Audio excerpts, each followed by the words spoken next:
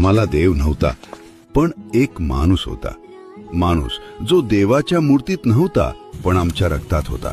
बाबासाहेब जेव्हा आमचं नाव घ्यायचं कुणी धजावत नव्हतं, तेव्हा त्यांनी आमचं नाव इतिहासात कोरलं. आम्ही पाणवठ्यांवर थांबायचो आणि ते संसदेत हुंकार द्यायचे. जिथे आम्ही अन्नासाठी रांगेत उभं राहायचो, तिथे ते संविधान लिहून सांगायचे, तुमचं प्रत्येक घास हक्काचा आहे. ते आमचे शब्द होते, जे आज आमचं बाण झालंय.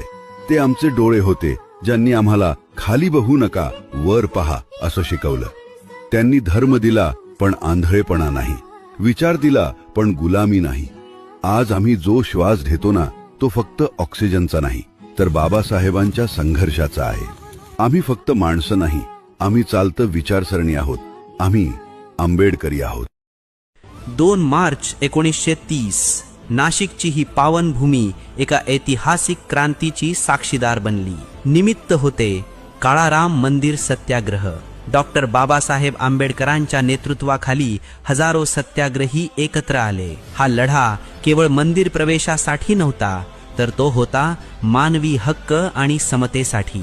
बहिष्कृत भारताच्या आत्मसन्मानाचा हा हुंकार आजही आपल्याला अन्यायाविरुद्ध लढण्याची प्रेरणा देतो. महामानवाच्या या धैर्याला आणि त्यागाला आमचे कोटी कोटी प्रणाम. जय भीम, जय भारत. 2 मार्च 1930 काळाराम मंदिर सत्याग्रह. हा सत्याग्रह कुठल्या देवासाठी किंवा धार्मिकतेसाठी नसून मानव समानतेसाठी केलेला होता. पूर्वी देवाला आम्ही चालत नव्हतो, आता देवच आम्हाला चालत नाही. दार उघड रामाता, दार उघड रामा. इतिहास साक्षीदार आहे. ज्याला खुल्या मैदानात पराभूत करणे शक्य नाही, त्याला षडयंत्राने हरवले जाते.